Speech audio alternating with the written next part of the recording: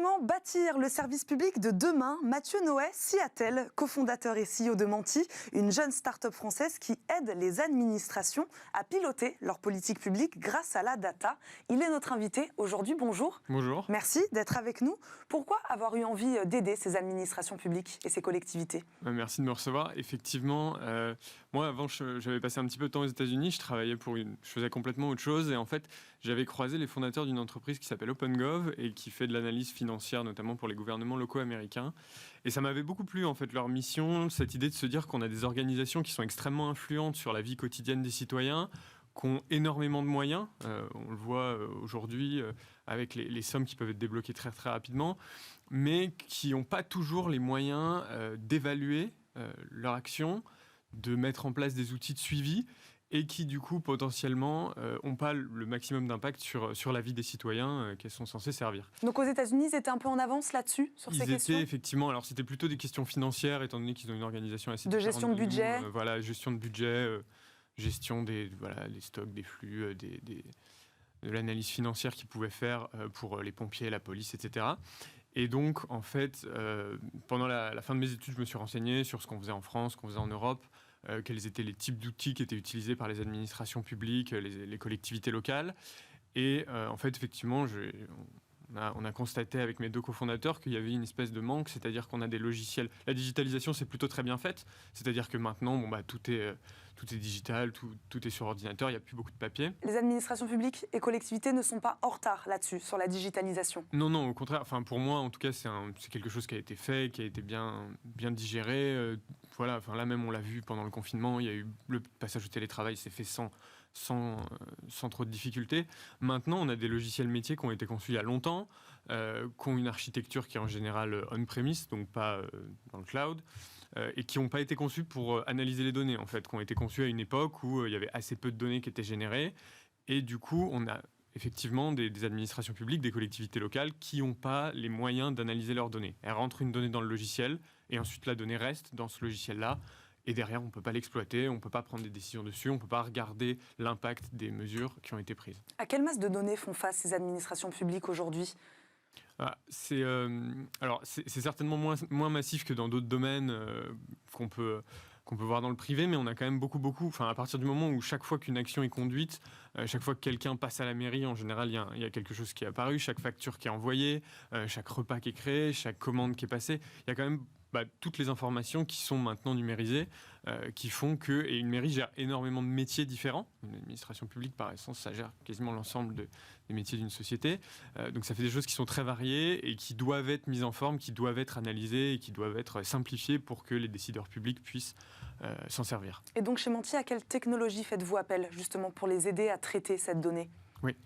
Alors, nous, donc, on veut vraiment aider l'État et les collectivités à être le plus efficace et le plus transparent possible. Donc, en fait, on va venir se connecter à leurs sources de données. Donc, ça peut être des logiciels, ça peut être des bases de données qu'ils ont créées, ça peut être de l'open data. On va venir centraliser l'information au sein d'un entrepôt de données unique et ensuite leur donner accès à des tableaux de bord, des analyses graphiques, des prédictions. Quel est l'objectif? Qu'est-ce qui est en jeu aujourd'hui? La modernisation de nos services publics, c'est vraiment ça? C'est ça, le but c'est vraiment que l'État et les collectivités puissent être le plus efficaces possible et nous notre objectif c'est vraiment de transformer la manière dont ils fonctionnent en utilisant les données.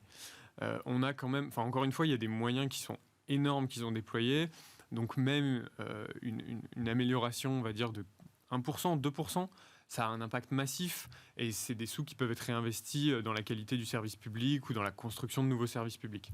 On en parlait un petit peu. Sur quels aspects intervenez-vous principalement? La gestion des dépenses, par exemple, j'imagine qu'il y a plusieurs secteurs en jeu. Oui, alors effectivement, c'est assez varié. Un exemple très concret, par exemple, on a travaillé avec une ville de la région parisienne sur tout ce qui est effectivement les questions de tarification.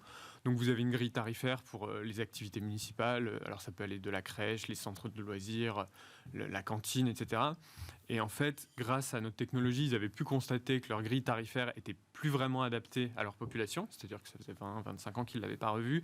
Donc tout le monde se retrouvait dans les tranches extrêmes et personne au milieu. À partir de la plateforme, on a pu construire une nouvelle grille tarifaire qui leur donnait des informations sur l'impact sur leurs dépenses, leurs recettes, éventuellement la fréquentation. Et une fois qu'ils ont voté la nouvelle grille tarifaire, ils ont pu suivre du coup effectivement l'impact réel. Est-ce qu'ils arrivaient à toucher des publics qui ne touchaient pas avant? Qui fréquentaient les activités municipales? est-ce qu'ils avaient résolu ce problème de déséquilibre et est-ce que finalement le budget restait à l'équilibre. Donc ça, c'est voilà, très concrètement, vous allez à la crèche, vous inscrivez votre enfant à la crèche, la grille tarifaire a été, on va dire, optimisée ou en tout cas a été mise en place grâce à des données fiables et à jour. Avec combien de collectivités travaillez-vous actuellement ? Alors aujourd'hui, on a un petit peu plus de 80 clients en France, donc ça va de villes de moins de 10 000 habitants, on va dire de petites villes, jusqu'à des grosses métropoles, comme par exemple la métropole de Clermont-Ferrand. Vous avez réalisé une levée de fonds, ce sera ma dernière question. En 2020, quels sont vos futurs axes de développement alors chez Menti ? Voilà, alors effectivement, on a réalisé début 2020 une levée de fonds avec la Banque des Territoires et avec Céléo.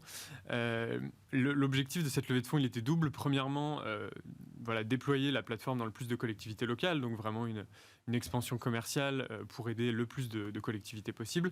Et deuxièmement, d'étendre notre offre produit, toujours pareil, dans cette idée d'aider l'État et les collectivités à être le plus efficace possible. Donc on a développé un module de construction budgétaire pour les aider à vraiment construire leur budget et allouer leurs ressources de manière la plus efficace possible. Et ce module, du coup, est sorti là très récemment, début janvier, qu'on a commencé à proposer à nos clients. Merci beaucoup Mathieu Noët d'avoir répondu à nos questions. Je le rappelle, vous êtes donc cofondateur et CEO de Menti. Merci beaucoup. C'est l'heure de notre talk du jour. Focus aujourd'hui sur un savoir-faire à la française, l'animation.